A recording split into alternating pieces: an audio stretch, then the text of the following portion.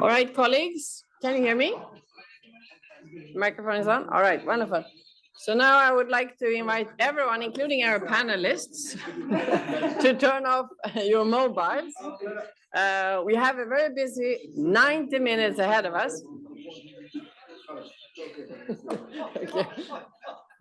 Okay, I'm trying to, you can tell my leadership is not very convincing, but I will try anyway. So warm welcome everyone to this high-level panel on Geneva Peace Week 2023. Colleagues, this is very important. So on behalf of the Geneva Center for Security Policy, the GCSP, we are most delighted and absolutely privileged to invite you all and welcome you all to this panel session on building trust, building peace, actionable, and I stress actionable priorities for the summit, a conversation about the future.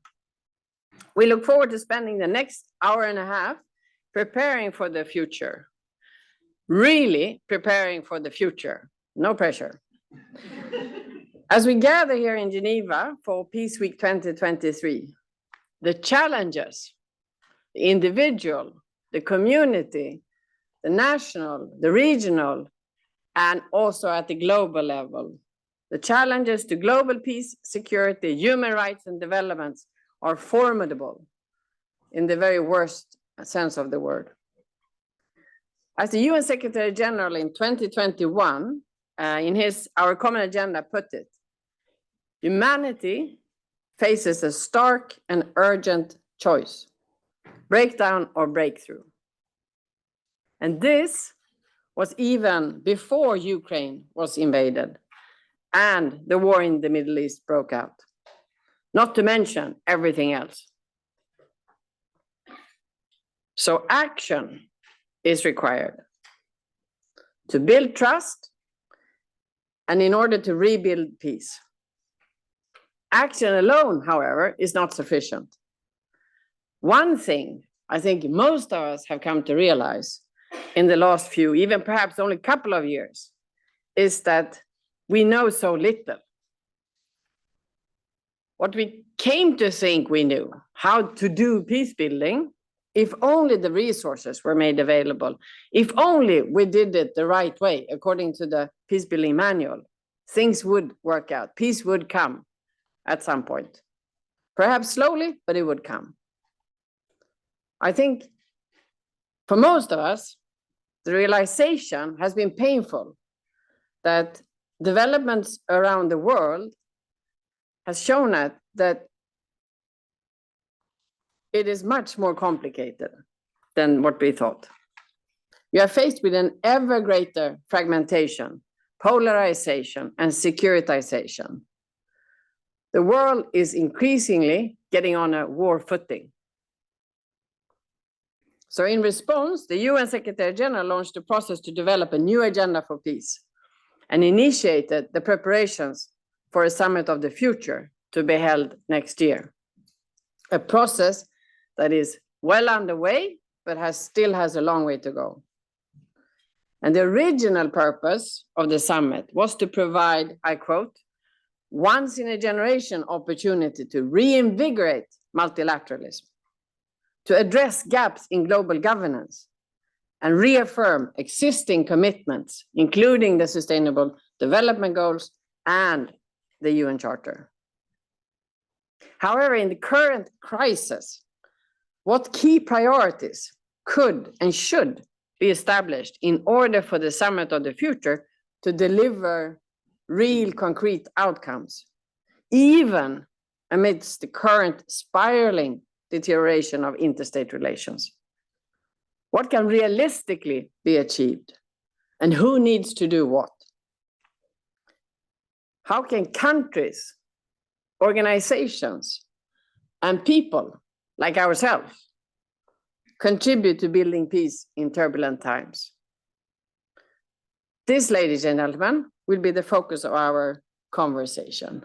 And we are extremely fortunate because we are gathering here as the Geneva Peace Building Platform with our extended partnership network across the world. There are so many individuals, organizations, and countries committed to make a positive difference.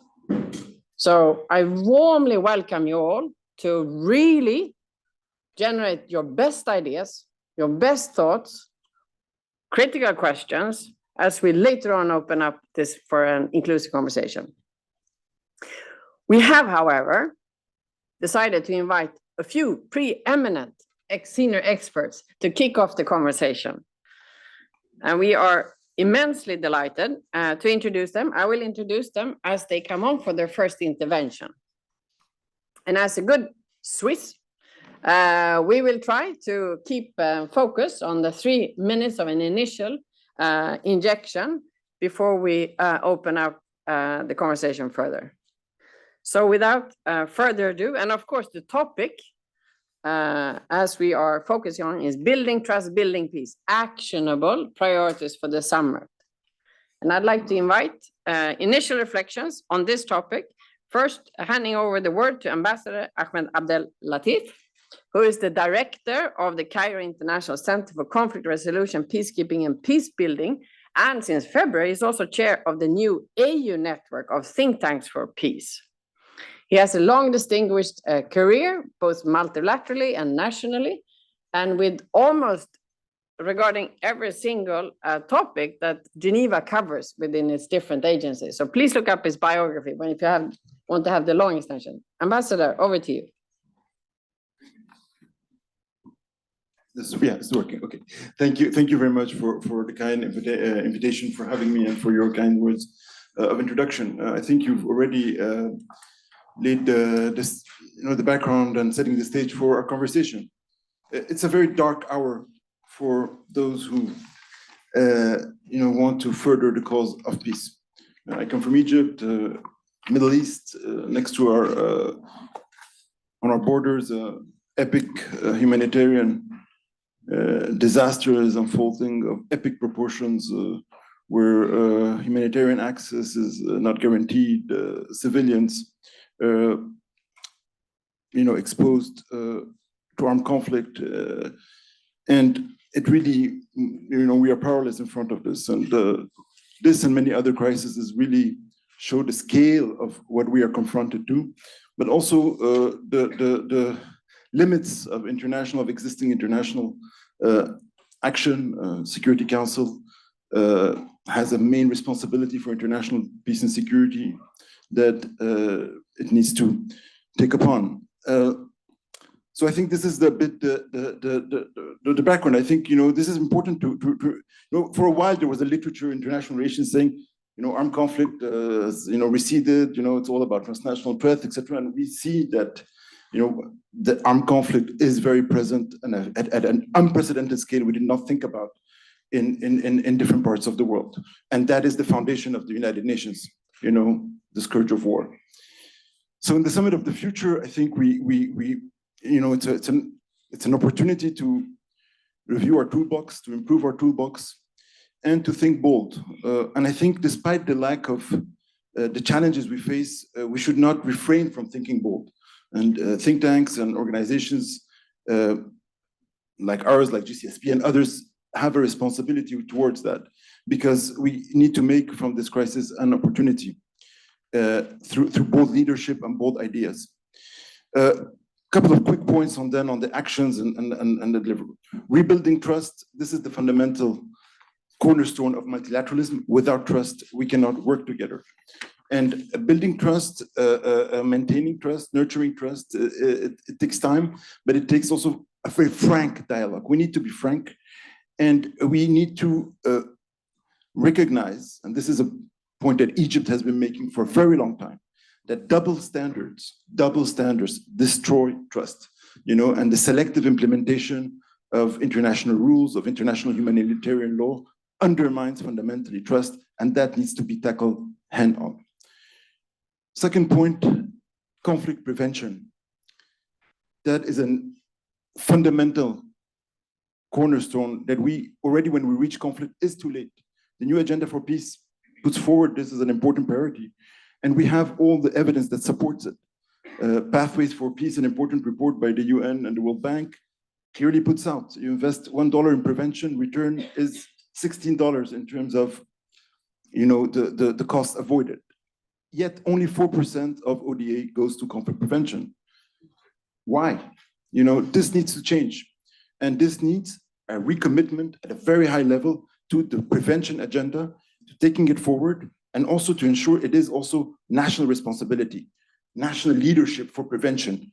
That prevention can be also a sovereignty enhancer and make you less vulnerable and make you stronger. And that is a very important thing that the new agenda and the summit can take forward and give a push to. Trust, conflict prevention. Third issue very dear to us is the issue of the nexus between peace, security, and development. And the UN is very well placed to take forward this nexus. Everybody agrees that there's no peace without development, no development without peace. But when it comes to implementation, it is very fragmented. It is not consistent. And we are spending billions of dollars on humanitarian short-term relief that do not spill over to long-term development, not are sufficiently supportive of peace processes. And I think, again, there is some positive developments. The IFI, MDBs needs to be part of this conversation. They are increasingly, but again, the UN with its an international community can give a strong push through a holistic approach and integrated solution to make this move forward. And we have a forum called the Aswan Forum for Sustainable Peace and Development, may you have heard about, that makes of this issue its top priority, taking the nexus forward, and particularly in Africa. And we're preparing for our next edition next year and hope to work with many others on this issue. Last point, climate change. We're 1 month away from COP28 in Dubai. Egypt hosted last year COP27 in a very difficult environment, yet we managed to have a global consensus on loss and damage.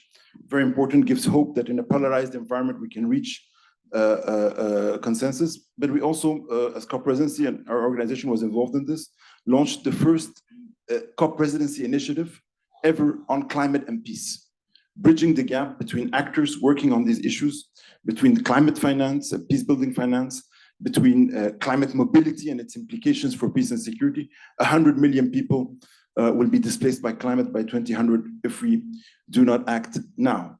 So it's a huge issue of great importance. COP28 will be building on what we did at COP27. I think there will be further progress, but that is an issue of the future. It's an eminent issue of the future.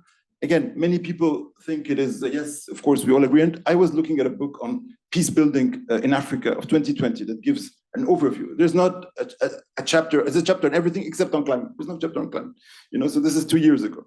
So this is, again, quite recent, and it has not translated into tools and actions to take it forward. I think in all of these issues, there is ability to move forward fast. At least issue from an African Union perspective that is mentioned specifically is the issue of assessed contributions to African-led peace support operations. African Union is the only regional organization mentioned in the new agenda for peace. We are seeing that more and more conflicts in Africa lend themselves more to peace enforcement operations, and African countries or members of the UN see that it's justified to have the support of the assessed contribution to this. And this is moving also. I think it's moving forward. And I think it's an important to take forward with reform of the Security Council, increased African representation, and tackling also within all of these issues, broader issues of global governments, global reform of global financial institutions. All of this should be part of the summit with very identifiable, actionable items that we can come back to further. Thank you so much. Ambassador, thank you so much. That was a wonderful, a very ambitious 3 minutes, I must say. But you did raise, and you raised a whole host of issues that, and of course, very much listening to and appreciating, encouraging collective action, but with exercising national leadership in driving a kind of a nexus, which I think you expand not only peace, security, and development, but there was also about the climate and trust building. So. And of course, we just came out of a session this morning where we also focused on the strengthening or the revisiting, reformulating peace operations for the future. So wonderful. Thank you very much. Now I have my absolute privilege is to introduce our second speaker, intervener, which is Colleen Crenwelch. She is the Principal Deputy Assistant Secretary for the Bureau of Conflict and Stabilization Operations with the State Department. She has a long career where she has served in the most difficult and challenging context. I couldn't see one that is missing from your CV, I must say. So we're really happy that you're here with us. And very much look forward to hearing from your perspective where you see that the summit of the future could be most productive and relevant for the coming, tackling the coming challenges ahead. Over to you. Well, thanks so much. And thank you, Annika, for that wonderful introduction. Annika did a really exceptional job setting the stage for today's discussion and laying out for us some of the issues we'd like to address. We all see that the challenges today are complicated, complex, and becoming ever more complicated and complex. In this environment, as we recognize that our approach to building peace has to evolve, we need to identify new ways of doing business and new ways of fostering trust, building peace, new ways of taking action to do those things. And as my colleague said, trust is critical. We cannot make progress in any of these areas without trust. We, the United States, look to address conflict both bilaterally and multilaterally. And of course, we see that trust is critical. And in this environment, it is right, I think, that we discuss a new agenda for peace. And we, the United States, really appreciate the new agenda's focus on human rights, on international law, on the prevention of violence and conflict as a political priority. We appreciate its focus on placing women and girls at the center of efforts globally to build and sustain peace and security. Those are critical elements for all of our work. The new agenda and the work of the Peace Building Commission complement U.S. efforts under the Global Fragility Act, a critical piece of legislation that was adopted in 2019, and its associated U.S. strategy to prevent conflict and promote stability. These two things together, this piece of legislation and the associated strategy, are meant to really redefine the way the United States works to prevent violence and conflict and advance stability around the world. And one critical element in the act and in the strategy is the importance of localization, the importance of local ownership, local buy-in of actions to address and prevent conflict and to promote peace. And we found that those partnerships really are key, not just in planning, but in implementing on-the-ground efforts to make the world a more peaceful, more stable place. And I'll talk more about localization later, I think. So I'll stop there.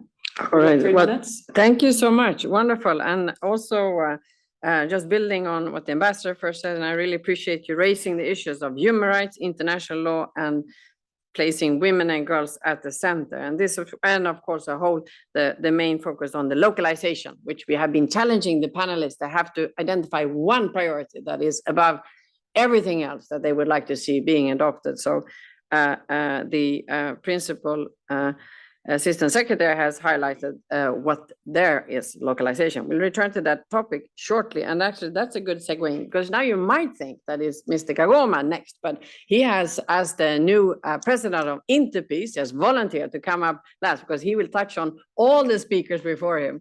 Interpeace deals with any peace-building challenge on the planet. So he has promised to give us the whole range. So therefore, it is now my privilege to introduce to you my dear colleague, Fleur Hayworth. She is head of the GCSB, Inclusive Security and Gender. And she's also head of the Secretariat for the International Gender Champions. And you wonder, why is she here? Because there was someone else in the program. We, of course, she has been a rapid reaction response to the fact that the unfortunate fact that Madeleine Rees, the Secretary General of the Women's International League for Peace and Freedom, is unfortunately ill. She's watching us online, so we will still, I know that Fleur will respond to some of the things or speak to some of the things that Madeleine was talking. She's also handing over to you. Thanks so much, Annika. And I can't pretend to do justice to Madeline, who wrote the foreword of Christina Luntz's book on feminist foreign policy, as well as many other publications and documents of her own. But what I would like to pick up on is the ambassador's comments on needing to be bold. And the new Agenda for Peace itself makes a bold call for transforming gendered power relations in peace and security. Now, this may seem a bit abstract, a bit untouchable, but it really isn't. What I would say, however, is that the actions need to go deeper than the new Agenda for Peace proposes. So why isn't it that difficult? Well, first of all, we need to think about the three elements that it introduces. First of all, participation. Secondly, ending violence. And third, how we're financing. I'm going to start with the third and say why we need to think about the third and go deeper and think about the power at heart. The new Agenda for Peace recommends ODA development increases. It recommends funding for gender equality and civil society increases. All these are really great recommendations, but they're not getting to the heart of the political economy. You mentioned the World Bank pathways, inclusive pathways for peace report. And indeed, we need to get to the root causes. We need to tackle what is at the heart of conflict and driving it. But what we know is that inequalities over the last few decades have grown. They are one of the biggest causes of mistrust. They are one of the biggest causes of conflict. And so unless we get to the heart of those inequalities by tackling some of the root causes through our political economy, we're not going to achieve the transformative changes that have been called for. Now, again, this may seem a little bit abstract, but when we start to break it down through a feminist lens and a gendered lens, it's really easy to see how this is actionable. We have a number of initiatives that are looking at gender responsive budgeting and how we can have a feminist foreign policy that looks at gender equality from an aid perspective. But we really need to get to the heart of transformative economics, like donut economics, that are integrating not just gender equality, but also climate economics at the heart of them, so that we're not externalizing the contributions that women make. We're not externalizing the environment, but we're bringing it into the heart of our economic analysis. And these models have been applied and they're being used, but we need to mainstream them. The second is around ending violence. I don't pretend to have the solutions to that, but one thing I would suggest is that we need to shift our perception of how we're going to do that. And that starts with a shift in our security imagination. At the moment, we have a huge us versus them othering going on. We've seen it with gender equality. Women are being alienated, marginalized, discriminated against, and we're seeing it within and between countries. And the worst examples that Annika mentioned in her opening. I think part of this is the perception that security starts with the state. State security does have a role to play, and we need to think about human security.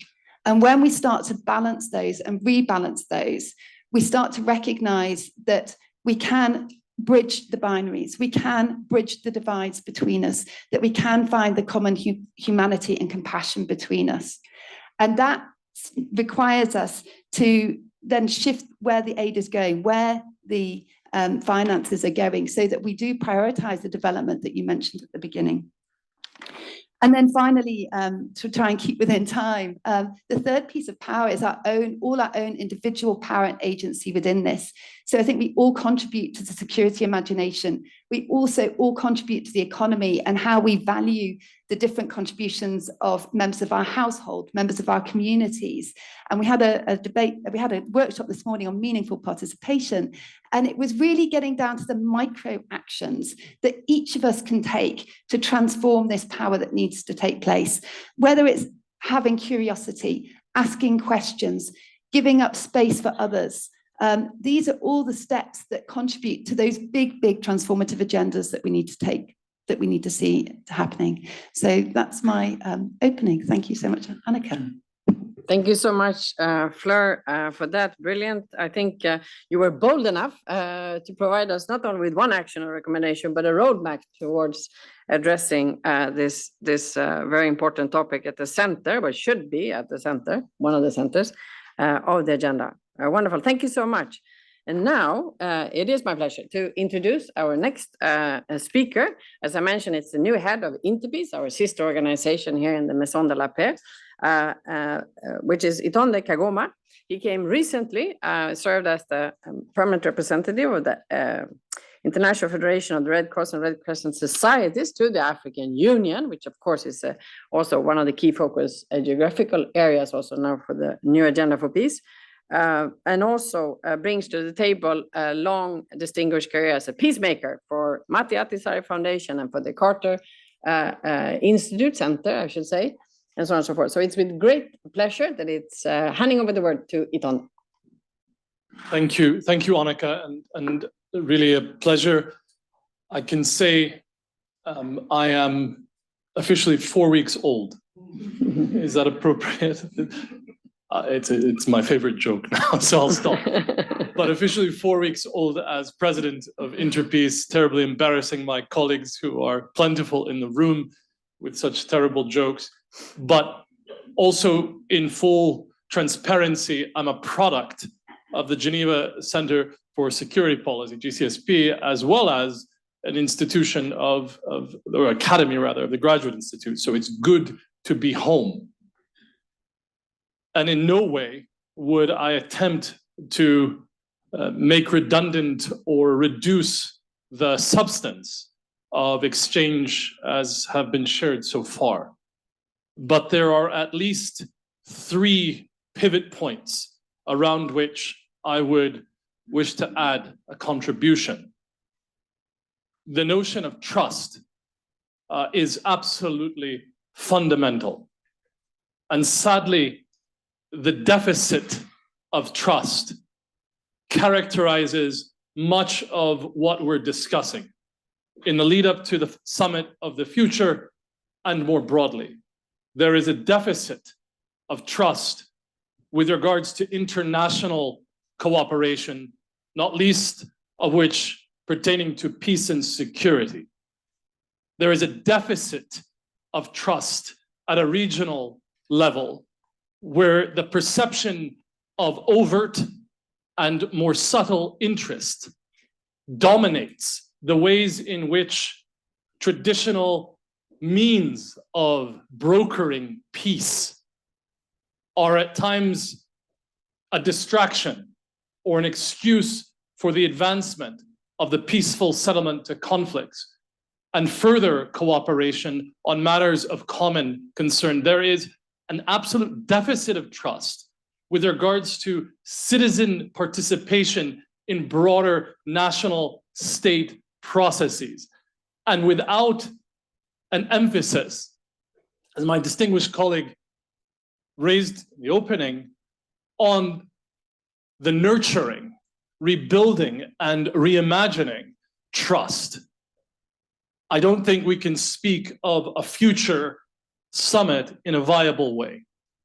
But that also links to what my distinguished colleague here also raised around the notion of localization. I don't know if either Melanie or I believe Corey from Humanity United are here, but I've learned a lot this morning from the evolution of their own thinking around localization and the way in which proximity is utilized to also change the quote-unquote power balance of how we speak of quote-unquote localization.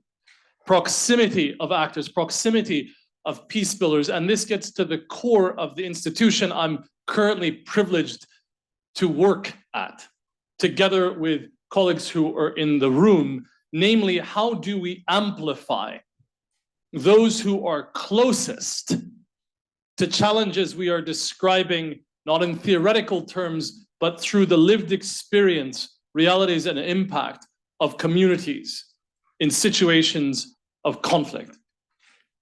And my dear colleague, who has reminded me of such valuable exchanges previously around the notion of inclusivity, and not in broad strokes, but with respect to systemic change. I ascribe to this agenda. And I think the missing piece is how you connect that proximate perspective to decision-making powers and centers of authority. And I think that's the challenge we face in getting to a summit, or rather an agenda for the summit of the futures, which is set, that has meaning and impact for the lived experience of communities moving through, enduring through various forms of conflict. And we're set up to try to do that, but know that we cannot do it alone. And that's the challenge as well, I think, moving forward. Creating those spaces for all voices in an inclusive way at all levels to have a say and shape a summit of the future, not as an event, but as a shared common concern for future generations. Thank you, Annika. All right, wonderful. Thank you so much, Itonde, for that, for unpacking and also elaborating on the concepts and principles of trust, localization, and inclusion, and then, of course, connecting it to the action bit, which is the decision makers. And of course, we're super delighted here at the Geneva Peace Week that we have that combination of researchers, practitioners, and also the decision makers, also including on our panel. And we also have other members of parliament participating in this event this week. So we're super delighted. Colleagues, this is when you are thinking about questions, thoughts, recommendations, I will want to invite again our Principal Deputy Assistant Secretary to explore a little bit, build on what Mr. Kagoma said about localization, since you held back there for a bit. You got to be equal here. Sure, thank you. No, I mentioned the Global Fragility Act and its associated U.S. strategy to prevent conflict and promote stability. These two together outline our approach globally to seeking to anticipate, prevent, and respond to conflict.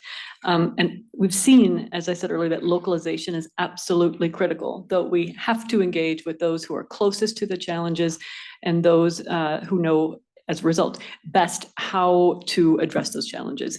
They're close to the challenges, close to the opportunities. And as well, backing up a bit, let me just say that that under the Global Fragility Act and its associated strategy, we're focused right now on 4 priority countries and 1 priority region. And those countries are Haiti, Libya, Mozambique, and Papua New Guinea. And then we're looking at the coastal West Africa region of Benin, Cote d'Ivoire, Ghana, Guinea, and Togo. So 9 countries. And we have a plan for those. We have plans for each of those 4 countries and a plan for that region, looking at how we're going to work with local partners to address the challenges we've identified. And I wanted to talk about those plans because in developing those plans, we put into practice this emphasis on localization. We held hundreds and hundreds, literally hundreds of consultations with local stakeholders in these priority countries to develop 10-year plans. We're trying to introduce a longer-term approach than we have in the past when it comes to addressing these challenges.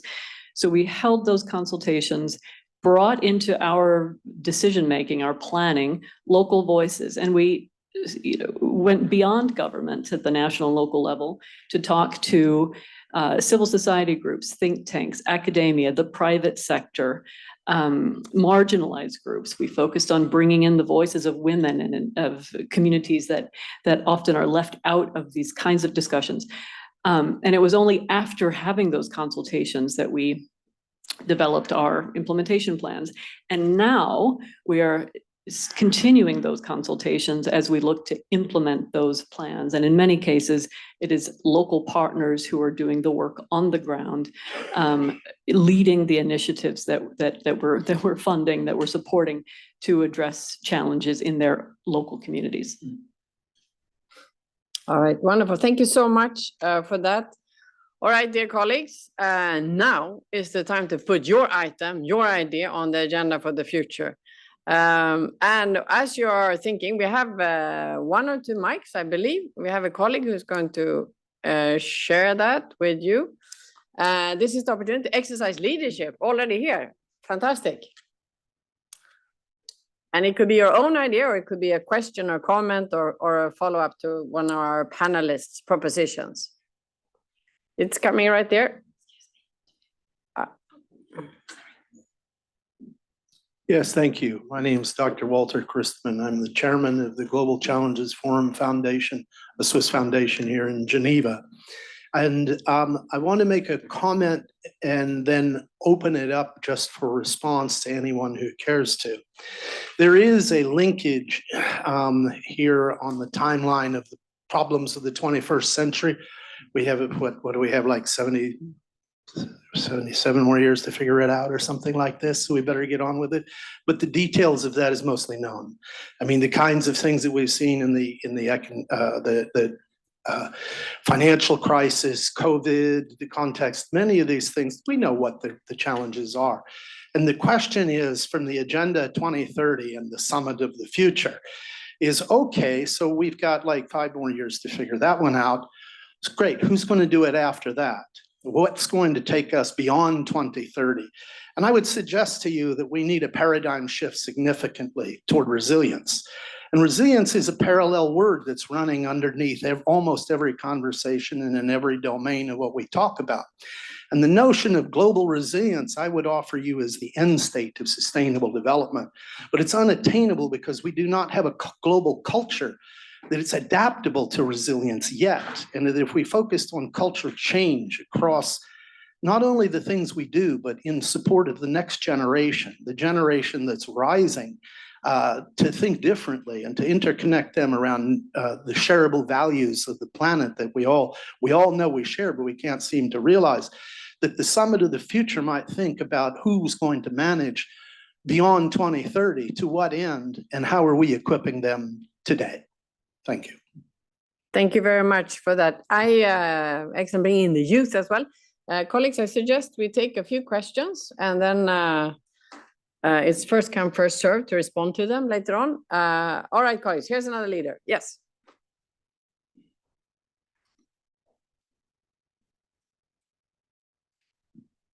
Hello.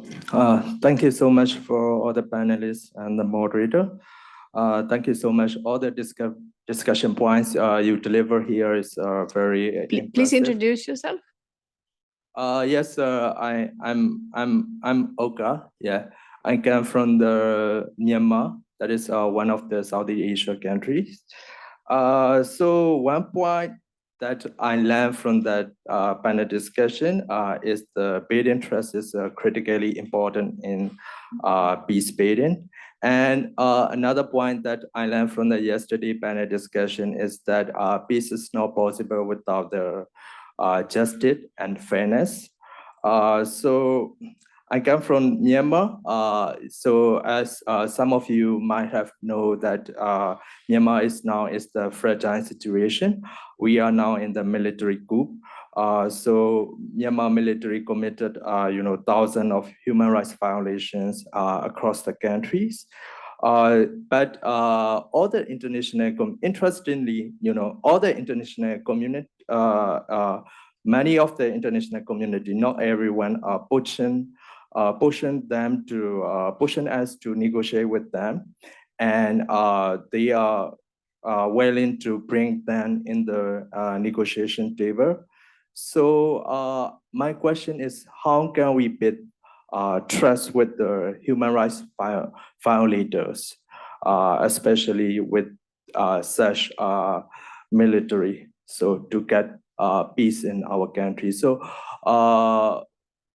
any panelists can take up my topic and respond with 1 or 2 comments. Thank you. Thank you very much for that very important question. Thank you. We'll take 1 or 2 more before we ask our panelists. Yes? Not everybody at the same time. How is this Summit of the Future going to go if there's such a lack of ideas? Colleagues, this is your business, our business. Yes. Thank you so much for sharing. My name is Zach. I'm an exchange student from the George Washington University in the US, and I'm currently in the Graduate Institute right now. And my question is to all the panelists. So one of the defining characteristics of the 21st century is this increase in geopolitical rifts between countries. So can we even separate the security in terms of this great power competition and security cooperation in terms of international peace building efforts? And if so, how do we build trust in these international peacekeeping efforts, perhaps without having the same amount of trust between the great powers and their security competition? Thank you. All right, thank you very much for another important question. All right, I'm going to hand it over to the board, I would say. Please, who want to go first? Then you can actually pick the question. You don't have to respond to all of them, but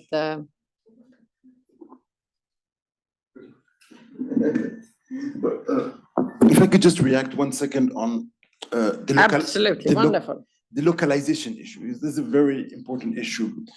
And we come from a spectrum of our organization works actually more with national governments and building national capacities on peace and security, peacekeeping, peace building. But we've come actually to also the localization agenda. We were engaged in northeastern Nigeria, Borno State, who was confronted to Al Qaeda and to terrorist insurgency. So we had to work with the governor.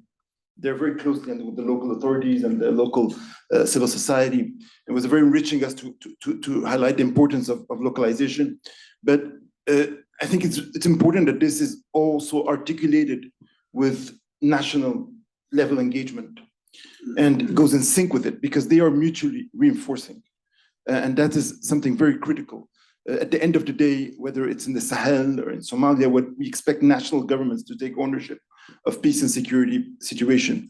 So, but of course, grounded in a societal support contract, working with local organizations, but they are at the end of the day are on the front lines also of this. So yes, localization, absolutely, and we have not done sufficiently maybe to bring it to the peace security discussions, who tend to be state-centric because of the composition of our, the way the intergovernmental arena is set up. But I think there's a lot of potential indeed to further highlight it and bring it forward. So that was one element. Second, on resilience, I think you're very right to point out to this very important word. And I think we were with Interpeace actually partnering a few weeks ago in something called the Africa Resilience Forum, actually, which is an African Development Bank platform on, and it has resilience at the center of peace of it.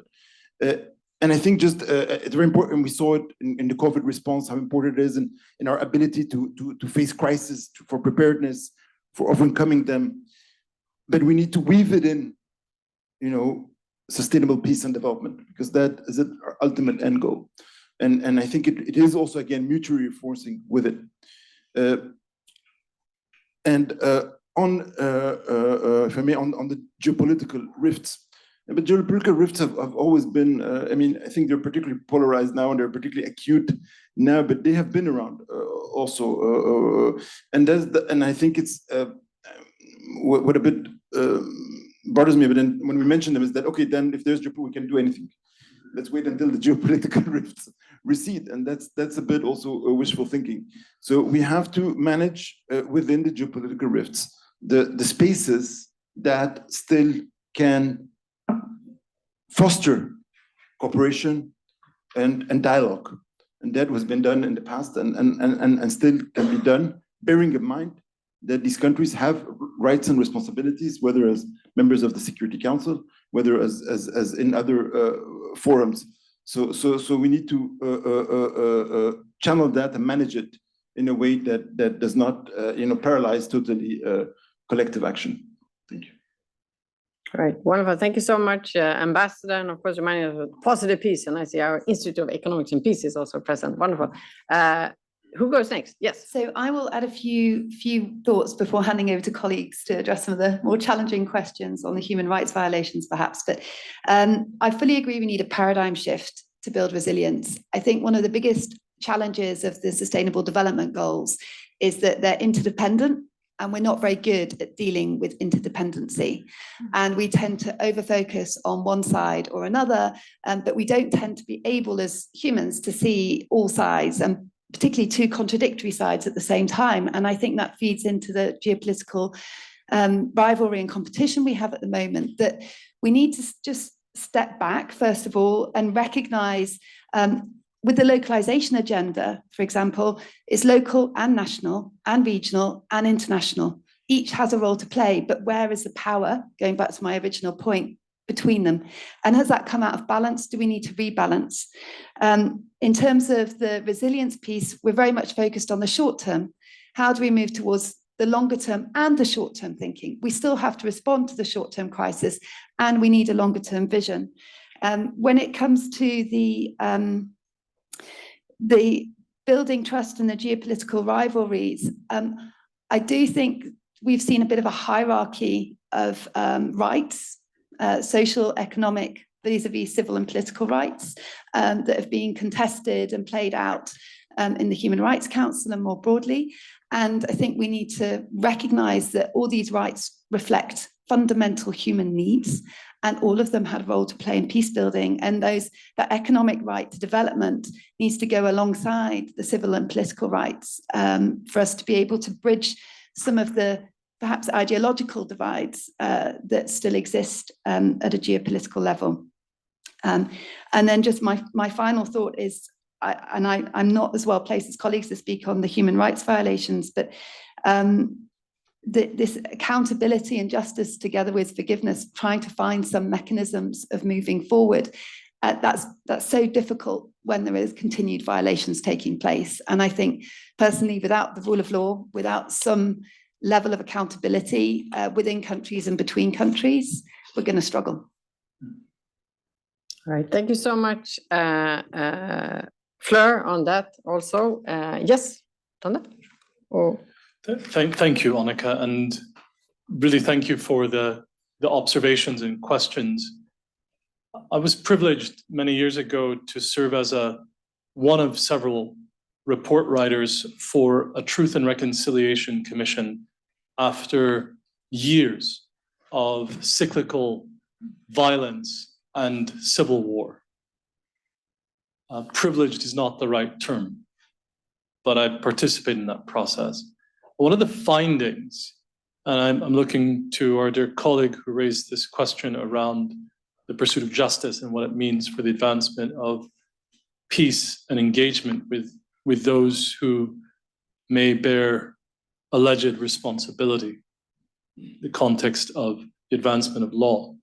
One of the findings that came out was the need for that particular commission to name certain historical injustices that had occurred, because they observed that the absence, or rather a culture of impunity, was leading to cyclical forms of violence and the perpetuation of other forms of injustices. And that has stuck with me for some time. And Fleur has indicated certain fundamentals, which I ascribe to.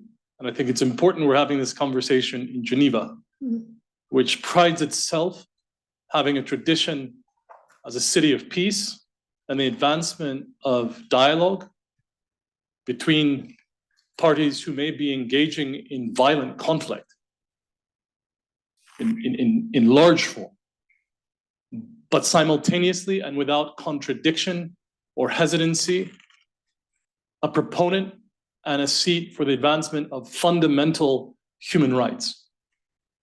And we know that the adherence to fundamental human rights is not somehow put on hold in pursuit of peace, but a constituent part of what makes for durable peace.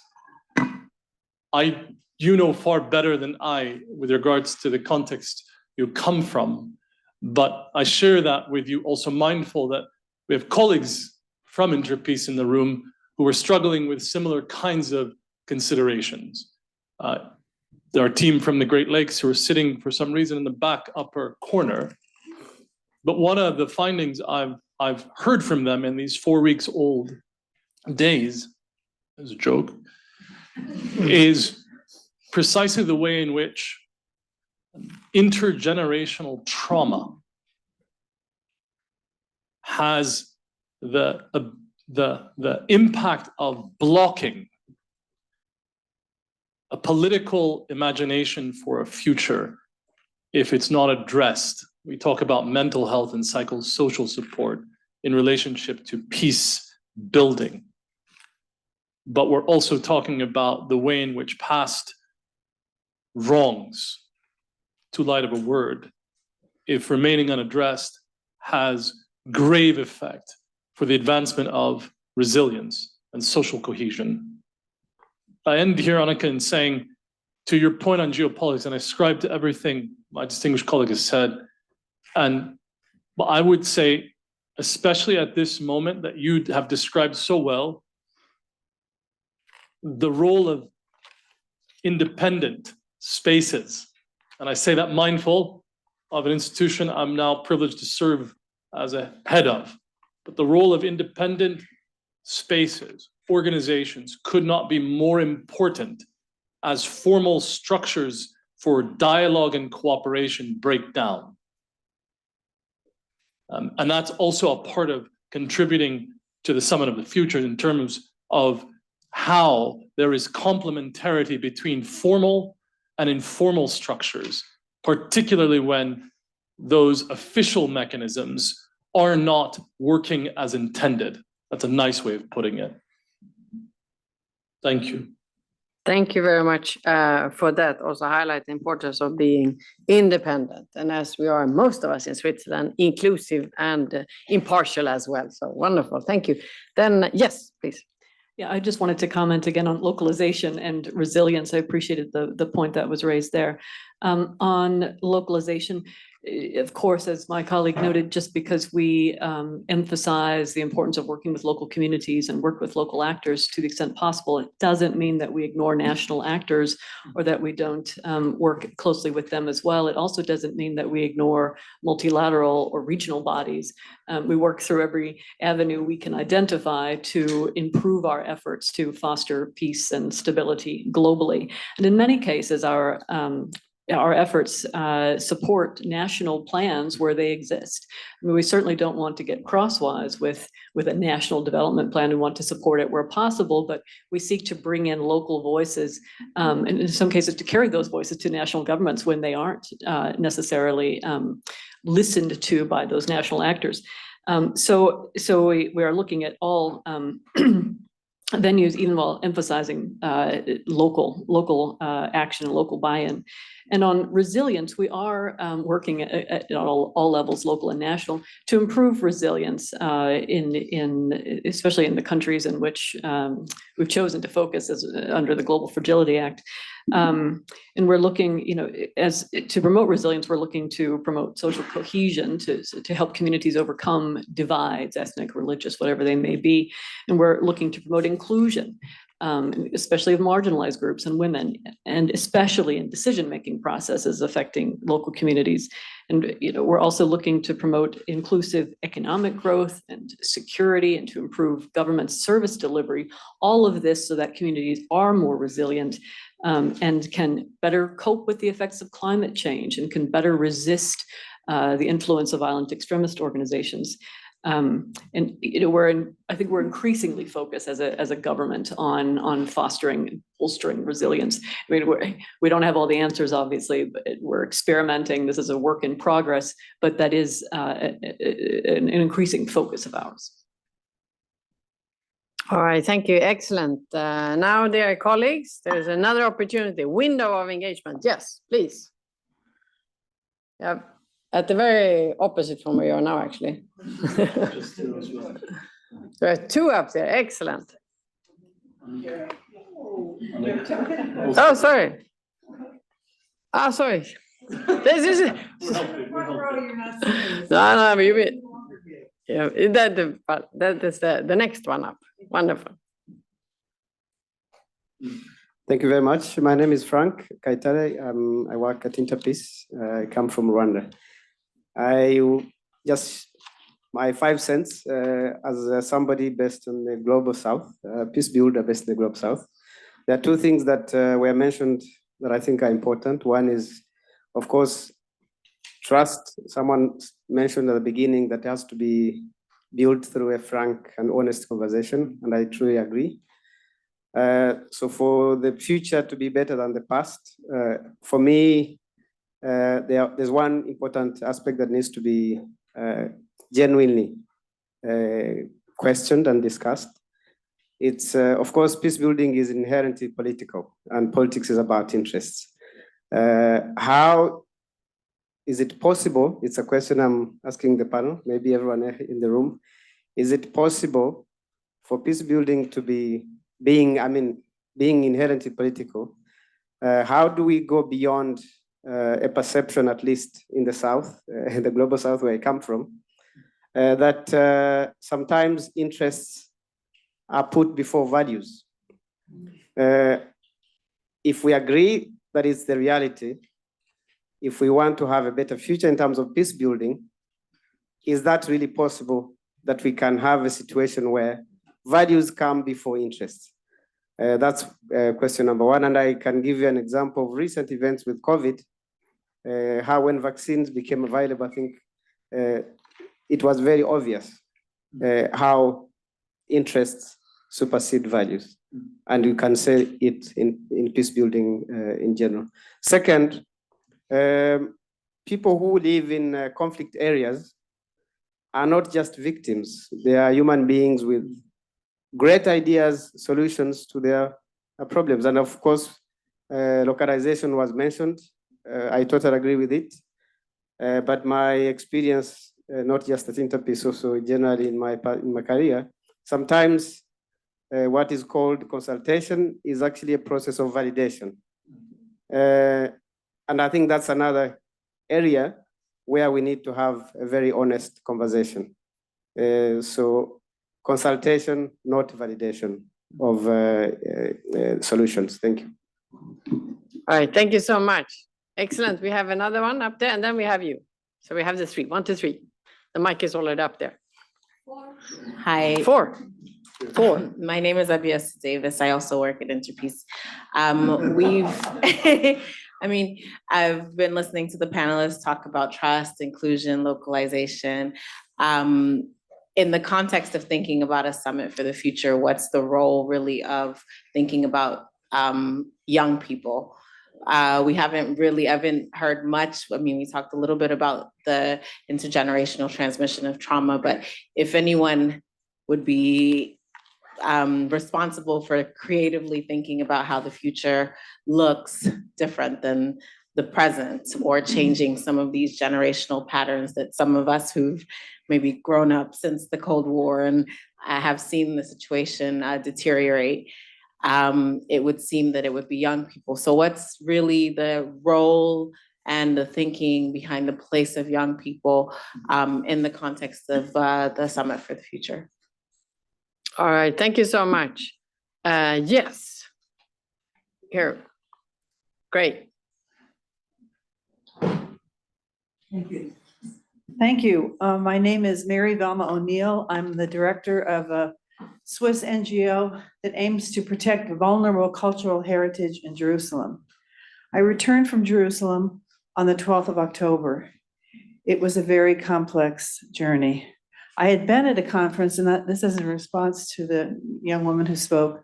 I'd been at a conference in Bethlehem at a university called Dar al-Kalima, which focused on land, people, and culture. And it was in commemoration of the 75th anniversary of the Nakba. And at that conference, which drew artists, activists, poets, painters, creative people, statespeople, religious people from all over the world, there was just a wonderful, wonderful sense of movement forward.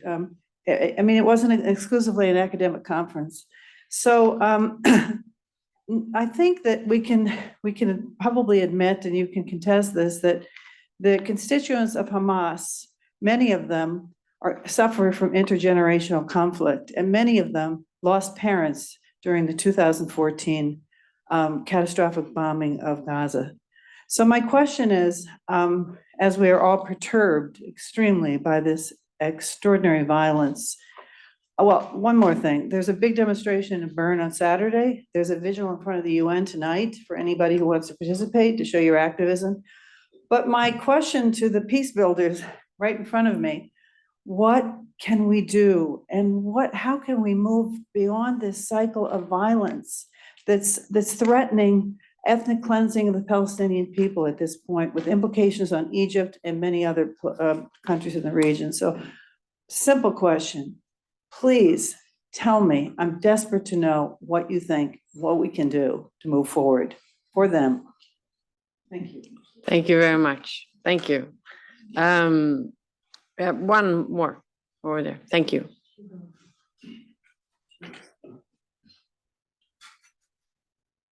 Thank you. Mariam Bilihodze. I'm a senior advisor on disarmament for Norwegian Red Cross. I just want to ask, how does the panel see building peace and building trust in the rearmament era? And well, be it nuclear weapons or autonomous weapons race that is taking place as we speak and was included in the new agenda for peace. Short question, but feel free to answer in length. Thank you. All right. Thank you so much. Thank you. Colleagues. Oh, we have one more? Yes.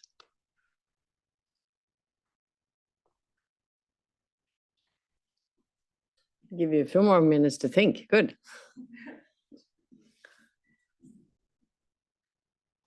Thank you. Hicham Lemisi, Secretary of GIPRI, Geneva International Peace Research Institute. I try to talk in English, but it's not easy for me. I'm interested by the last question on situation of Palestine. And my question is for all the panel. What we can do now in the situation when we talk on peace building, but in reality, it's only war building in speech, in ideology. And when we analyze now in foreign, in Europe in particular, in USA in particular, the vision of conflicts, conflicts in general is presented in a very manichaeist vision. It's always evil, good, like religious stupid vision. What we can do on this subject? Thank you. Thank you very much. So, colleagues, some challenging questions. Who would? I could pick up on the words of Madeleine Rees, who's meant to be sitting here, because she's spoken very vocally and written an article on Wolf's website about the Israel-Palestine conflict. And she says we're at risk for genocide. She is very clear in her view that international humanitarian law is being used both sides to justify violence. And that is the very opposite of what we need to be thinking about, that we need to be thinking about justice and the International Court of Justice, which recognizes the need of the duty to prevent genocide and to have she when I spoke to her this morning, she said, what would have happened if we'd gone in and tried to hold Hamas to account, to bring them before the International Criminal Court, to really have a different approach, which is not perpetuating cycles of violence. There are alternatives, but we're not acting upon them. She also would like to highlight, I'm sure, the militarization that you mentioned. You know, we had 2.4 trillion spending on arms. So when we talk about overseas development aid, and when we talk about 15% or 100 million going to women's civil society organizations, it's going up in bombs, it's going up in fighter jets, it's peanuts compared to the destruction that's being caused by the continued focus on militarization. And just a final point in Madeleine's words or shoes, in 1915, when WILF was formed, WILF is the first women's peace organization present at The Hague. It was also the time that the sale of arms was privatized. And in the feminist perspective that WILF is really pushing forward, we cannot separate militarization from capitalization. We need to really, or capitalism, I should say, we really need to understand how this system is integrated and act more holistically across sectors. I will pause on there. I can come back on the youth question, but while we're on Israel-Palestine, I don't know if anyone else has something to comment. All right, thank you so much for that. Colleagues? But I mean, I think just 2-3 steps that need to happen very clearly immediately, which is what we have called for is a ceasefire, humanitarian access, and protection of civilians, fundamental things that all the international community agree upon. But then very important, also the political perspective of a political resolution that for a just and durable peace, a comprehensive peace that includes a Palestinian state. These are this is the fundamentals of the equation. We can go on and on and on. They will come back.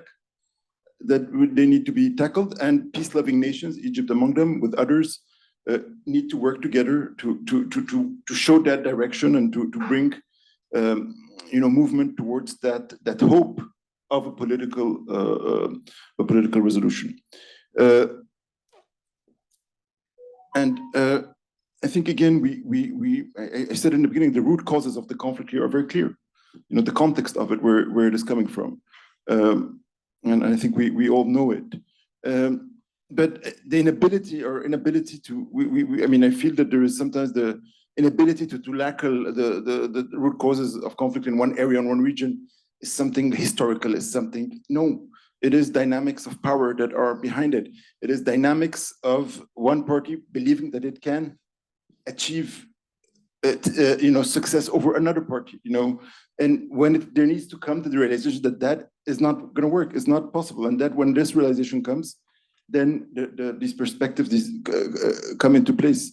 Sometimes it takes more time, but it needs these dynamics, or power dynamics, that needs to be tackled again, internationally, regionally, in different ways. Go to youth, or someone wants to further elaborate on this? Maybe we can take the Middle East, this question first, and then we come back to the youth and the other questions. Yeah, thanks. I would just say that the United States, as many of you know, is focused right now on responding to the situation at hand. We're focused on immediate response. President Biden and other senior U.S. officials have said publicly many times that we understand and support Israel's right to defend itself against a horrific terrorist attack. But in accordance with international humanitarian law, we have consistently stated that it is vital to avoid civilian casualties. We're also focused right now on the delivery of humanitarian assistance. We were glad to see trucks begin to move into the Gaza Strip relatively recently. We know it's not enough. We're working to do more. And we're working with Egypt and others to facilitate delivery of humanitarian assistance. We're also working intensely to secure the release of all hostages taken by Hamas. Over the long term, we continue to believe that a negotiated two-state solution is the best way to resolve the conflict. Obviously, that's not easy, but it is something we will continue to work toward. And it is something that is in our minds, even as we're working to respond right now to the evolving situation on the ground. Thank you, Annika, and thank you for the extremely thoughtful interventions and timely ones. I can say that the summary of what is required has been outlined plainly. And at the center of that is humanity. And whatever efforts are made, they should be done so with that intent. I think it's very difficult for us to draw comparisons. Human suffering is particular, and the tragedy in Gaza and the horrific events of October 7 are particular. We don't draw false equivocations. And you put your finger on something which other colleagues were also touching on, the way in which historical injustices breed, we're talking about the summit for the future injustices, if remained unaddressed. My plea is that this tragedy and horrific circumstances does not continue to create further vacuum for the types of solutions that my colleagues have outlined. There is a moment where consequential decision-making through leadership and cooperation is required, and that's now. Simultaneously, I don't know if anyone noticed earlier this week, but the Secretary General of the United Nations was standing on the foothills of the Himalayas. Did you see that? And this is after very bold speeches prior to and in the context of Security Council and General Assembly debates. I was confused initially, and then I understood what his symbolic action was about. The world in which we live is going through monumental types of crises. And we must have a bandwidth that is greater than news cycles as presented. And we must be able to also give the requisite attention to the catastrophes surrounding climate, peace, and security simultaneously. And we must also give voice, as our colleague has, to human suffering without comparison or equivocation, but particularity in all parts of the world. And my dear colleague, Frank Kaitare, has asked some critical questions, Annika, that I hope we can reflect on together. I should have openly stated this is actually a majority interpeace audience. It's not. I'm There's kidding. a few GCSP too. No. But this question of values in relation to interests gets to the heart of what we're talking about now and the passionate message you have conveyed. And ultimately, for me, that's about clear strategic leadership that understands short-term interest gains is not in the interest of national interest, in the bigger use of the term, with regards to sustainable, more resilient, robust peace, and to place values, human, environmentally centered values ahead of narrow interest is what leadership is about and what durable peace requires.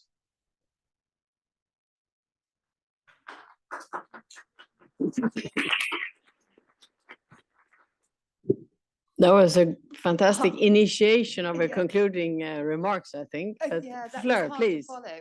I don't know how long. Just No, perhaps- we still have a few, and I would like also for people to engage on the youth question, the Absolutely. So- empowering engagement on youth. Yeah, Please. absolutely. In terms of following on from Tonde, if I can, youth are critical. And I think coming back to this values and interests, I would question whether we need to bring in to the basics of human needs, back to the heart. If we think of human rights, it comes back to human needs. What are our fundamental needs? And if we think of what are the needs of the next generation, and how are they going to be able to have a vision that they can get behind and buy into, then I think it will define more acutely our values and interests. At the moment, they're being driven by those that are in power and have the power, and we need to think about the power of the next generation and how they are going to be empowered, how they are going to have a legacy. So I'm sure many of you are familiar with all of those aspects of youth empowerment, but I think in terms of concrete mechanisms, there's youth assemblies, that political participation. We need to have dialogue, inclusive dialogue. We need to have also trauma healing. So we've been working with a civil society activist who's advancing the youth and women peace and security agenda in Nairobi. And she goes literally around the communities, building trust between youth gangs who are carrying arms because they're protecting themselves. They're also afraid of the police who go about with have been doing extrajudicial killings, which they're now managing to address. But she's going around starting with trauma healing, because if you don't get to the heart of those fears and those insecurities that those people feel, then you're not going to be able to move forward. And then the next stage is giving them something to focus their lives on, a purpose, a sense of belonging, a job, a belief that they can make a future for themselves that is better than the one that they've inherited. All right, thank you so much, Fleur. Yes. I would fully support everything you said. I mean, we recognize that youth are absolutely critical. During the consultations I mentioned earlier, as we were coming up with our plans of action in these priority countries region, we spent a lot of time consulting with youth and taking on board their views and trying to incorporate them in our programming. And youth are the focus of many of our programs in countries around the world as we look to foster resilience and promote peace and stability. And we're increasingly focused on the youth, peace and security agenda. One of my colleagues in the audience is spending a great deal of time looking at that and how the United States can incorporate it into its policies and programs around the world, and how we can better contribute to that agenda globally. Great. Yeah, thank you. Just on youth, of course, very important for Africa, in particular, Africa, most youthful continent. Was an article in New York Times about this, very interesting, a couple of days ago. No, I think we've seen a lot of progress in terms of assemblies. I think ambassadors and youth envoys and all of that is fantastic. African Union, by the way, has something called the African Youth Peace and African Union Peace, Youth and Security Ambassadors. A great mechanism of really for each region in Africa to bring forward a youth peace and security ambassadors, and it's a great initiative, and we've been working closely with them. Maybe we've not talked a lot about financing of peace building. I wish we had more time to have talking about that.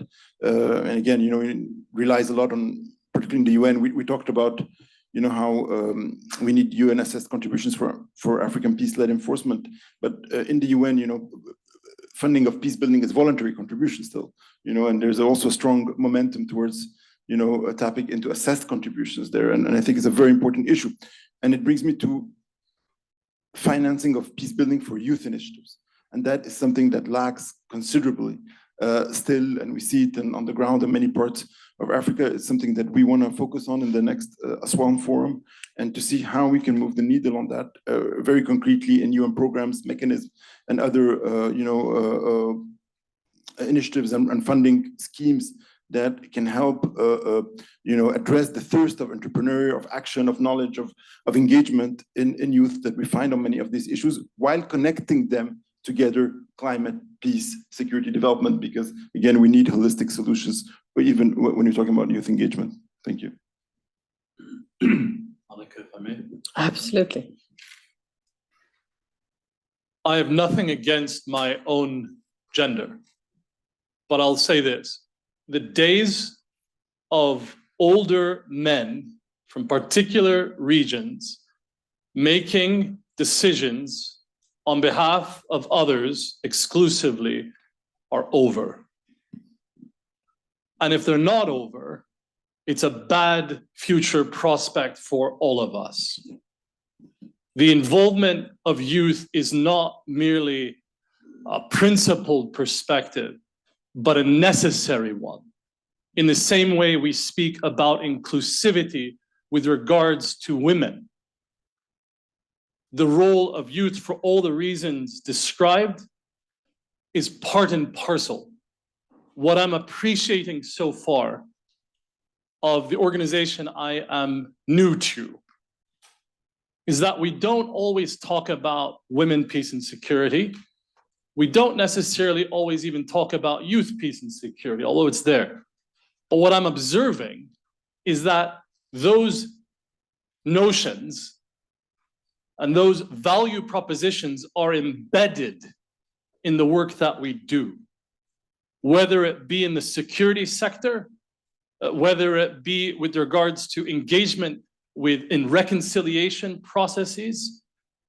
We may not articulate it as such, but I think in a more holistic way, they are reflected in what we do. And I can ascribe to that, but I mean it. If we think that we can go to a summit of the future, and I would prefer to use the plural futures, because there's no singularity of experience in that regard, and we have multiple directions in which we will all be moving. But if we think we can go there without the meaningful participation of youth, then we are doomed to fail for future generations. Thank you. Thank you. Colleagues, we have a couple of questions, so let's say we take two more questions and see if there's someone, you're first on the list if there's no others, because, okay, we have David, the Swiss FDFA, another one who hasn't raised a question. Anyone here? Yes. And those who don't want to raise the second, yeah, you see, it's proactive leadership. You go ahead. All right. Because you got the mic. That's good. Short and concise. I want to follow up on my previous remark and also hearken back to your statement and appeal for concrete results of this panel. And the whole theme of the panel or the session is priorities for action and actionable results for the summit of the future. And I think that there is some success in one sense. And I would like to credit Ambassador Latif, if I may, for, I believe, producing something that is indeed actionable, and I think even could usefully be reported to the Secretary General, which is to say that there should probably be at least one compelling outcome of the summit of the future. And that is that moving beyond 2030, that the sustainable development agenda be complemented by a peace-building agenda, and that there be two pillars of peace-building and sustainable development under the general chapeau of building global resilience and moving forward. Because right now, you have sustainable development kind of in one silo over here, and you've got peace-building in another silo, and that's nonsensical. These are interactive and basically come together quite harmoniously, it seems to me, in mutual support. So what I would recommend then in inviting comment is to say that, do we have a result here, an actionable result by the panelists? And if you look at that timeline, that's beyond 2030, but the summit of the future might be usefully followed up by a summit for global resilience to set the stage for the agenda for, well, the next phase. Otherwise, we have the Millennium Development Goals, we have the Sustainable Development Goals. Each of them have sort of fallen short in some areas, but if we're going to sustain the energy and move forward, we're going to need to shift, to make a paradigm shift, to invest new energy, and we need to invest that in the enthusiasm of youth, as the last set of discussions emphasized. And I'll leave it at that for open for comment. But thank you, Ambassador Latif, for what I think is a very compelling contribution intellectually of combining the two for the future. Thank you so much. Oops. David, up there, and then down here. Yeah, thank you.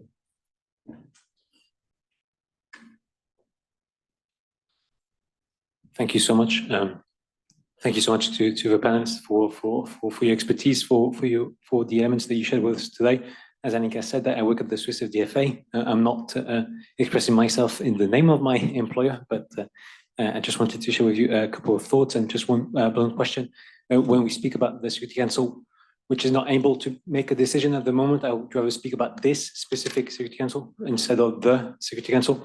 I think it's just a small rhetoric remarks, but I think it helps maybe to better understand what we're talking about. And that's also something that we try to do as an elected member of the council. We try to speak about this council instead of the council, because this council is just a specific moment of interactions between 15 delegations that all have their own political agendas and try to find compromise on specific products. That's one remark.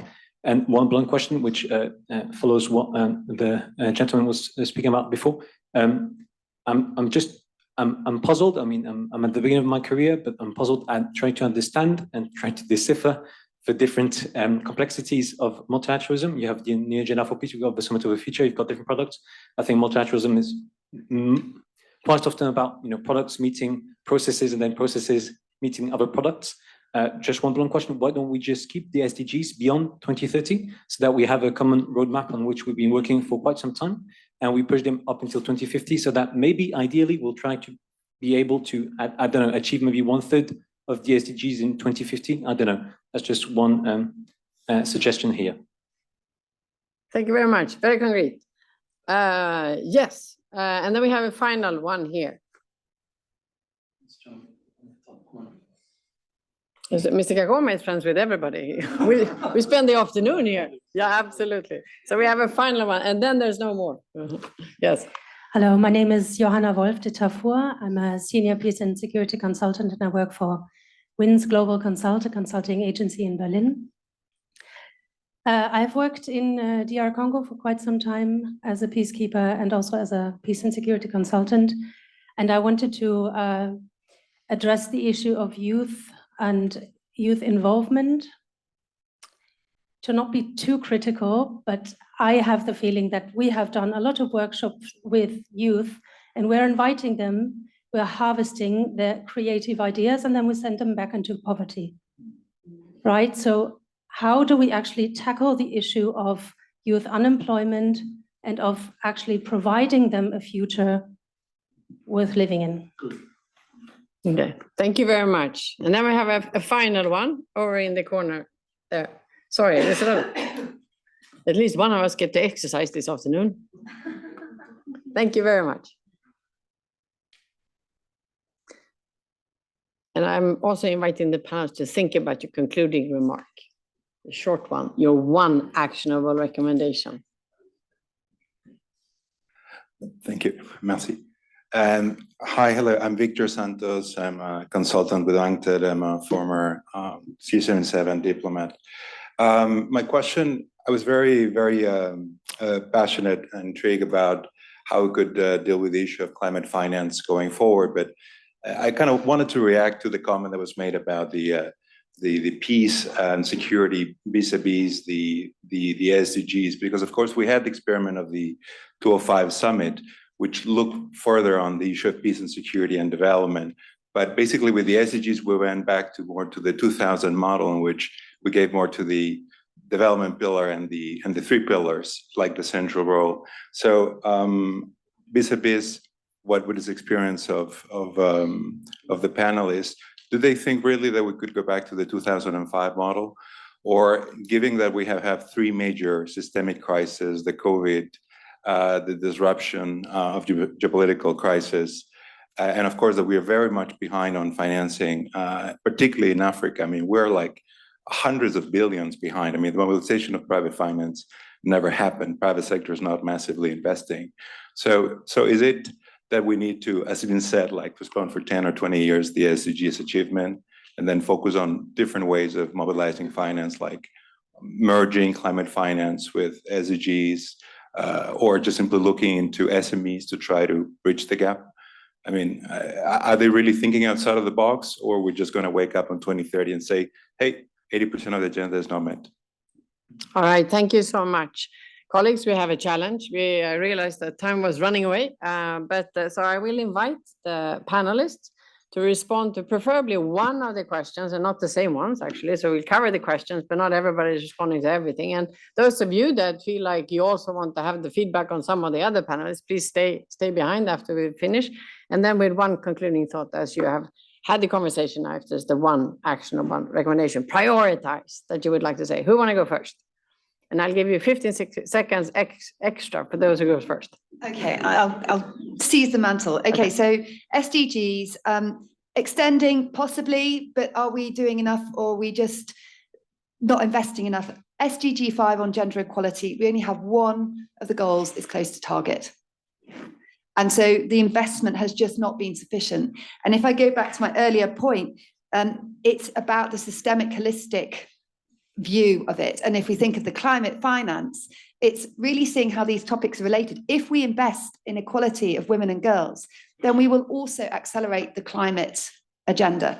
And there are certain of these smart investments, if I can, that will accelerate us further faster. But while we're spending 2.4 trillion on arms, we're not going to get there.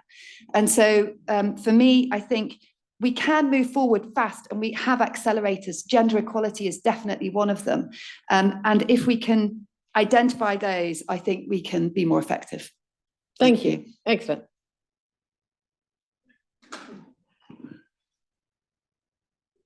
Last 2.5 years, I have been based in Addis Ababa as a permanent representative to the African Union for a humanitarian institution, IFRC. And one of the things that struck me most was the identification of systemic issues such as food security and public health security, and trying to bring about the requisite resources to get to scale.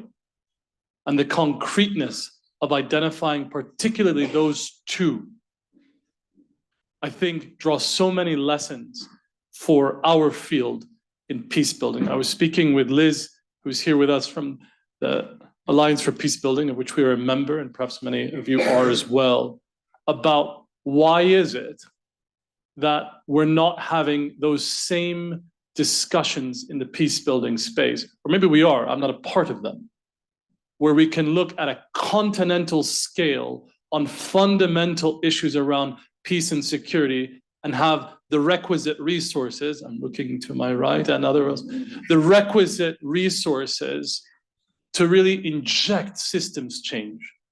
In the same way we're talking about public health security and food security, with all of the right institutions and individuals in the room. It seems obvious and yet terribly absent.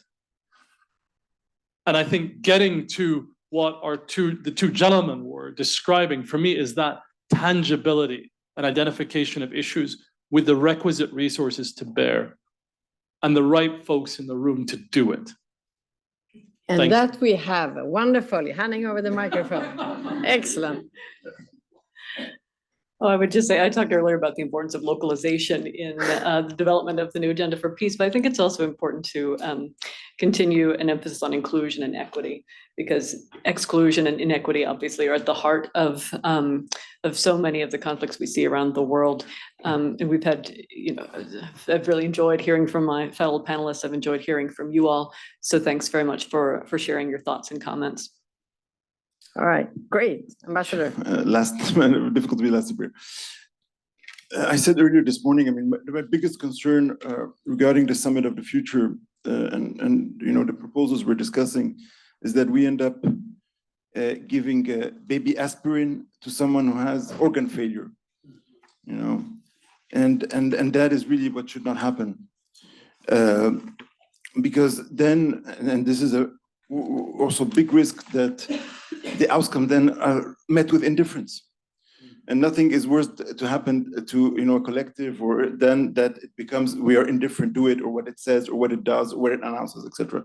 So that is a risk that we should be guarded against. On the SDGs and the peace, and thank you for pointing to again to this interlinkages. They cannot work without reform of global governance, without reform of IFIs and MDBs. Most African countries today are paying more debt service than SDGs or development efforts. 4% of climate finance globally goes to Africa. It's untenable. It's untenable with the magnitude of the crises and disasters we are looking at. So I think this is really, and I think the UN and has been very vocal on this. I think that is something. There's the Bridgetown agenda in Sharm el-Sheikh.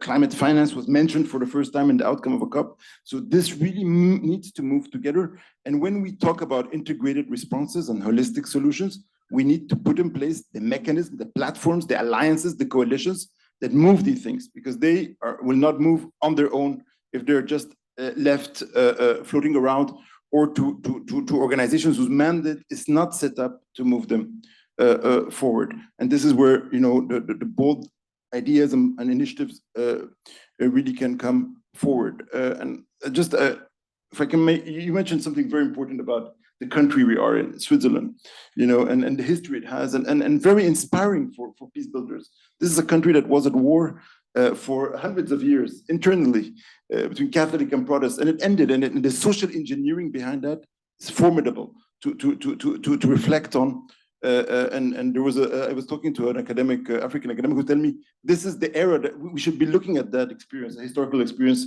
to reflect on managing differences and building lasting peace that addresses root causes of conflict. Thank you.